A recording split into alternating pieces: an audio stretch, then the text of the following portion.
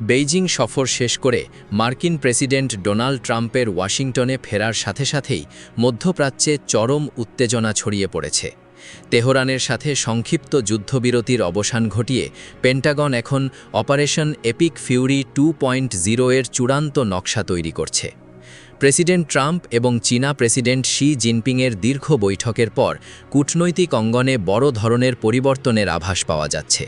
দুই চিরপ্রতিদ্বন্দ্বী নেতা একটি বিষয়ে একমত রয়েছেন: ইরান কোনোভাবেই পারমাণবিক অস্ত্র তৈরি করতে পারবে না।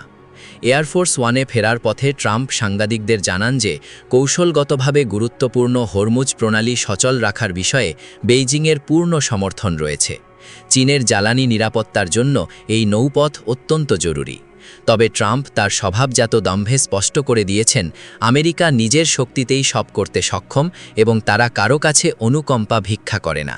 এবারের সামরিক পরিকল্পনা আগেলপনামার তলক বেশি বিধ্বংসী ও জটিল হতে যাচ্ছে বলে জানা গেছে। পারমাণবিক লক্ষ্যবস্তু হামলার প্রধান লক্ষ্য ইরানের পারমাণবিক সক্ষমতা গুড়িয়ে দেওয়া, বিশেষ করে মাটির গভীরে সুরক্ষিত ইস্পাহান পারমাণবিক কেন্দ্র ধ্বংসের পরিকল্পনা রয়েছে। পেন্টাগন সূত্র অনুযায়ী শুধুমাত্র আকাশপথ নয়, এবার বিশেষ কমান্ডো বাহিনী বা গ্রাউন্ড ট্রুপস পাঠিয়ে ইরানের ইউরেনিয়াম ভাণ্ডার ধ্বংস করার ছক কষা হচ্ছে। মধ্যপ্রাচ্যে ইতিমধ্যেই শত শত মার্কিন স্পেশাল ফোর্স অবস্থান নিয়েছে। ইসরায়েলি বাহিনীর সাথে আমেরিকা তাদের ইতিহাসের বৃহত্তম যৌথ সামরিক মহড়া সম্পন্ন করছে। সবকিছু ঠিক থাকলে আগামী সপ্তাহের শুরুতেই প্রথম ক্ষেপণাস্ত্র হামলা হতে পারে। কূটনীতির পথ রুদ্ধ। ইরানের পক্ষ থেকে পাঠানো সর্বশেষ শান্তির প্রস্তাব সরাসরি প্রত্যাখ্যান করেছেন ডোনাল্ড ট্রাম্প। তিনি জানিয়েছেন, চুক্তির প্রথম লাইন পছন্দ না হলে পুরো প্রস্তাবটি তিনি ডাস্টবিনে ছুঁড়ে ফেলবেন। বিশ্লেষকদের মতে আসন্ন মার্কিন নির্বাচনের আগে ট্রাম্প এক বড় ধরনের সামরিক বিজয় নিশ্চিত করতে মরিয়া। তেহরানের পক্ষ থেকে এই হুমকির কড়া জবাব দেওয়া হয়েছে।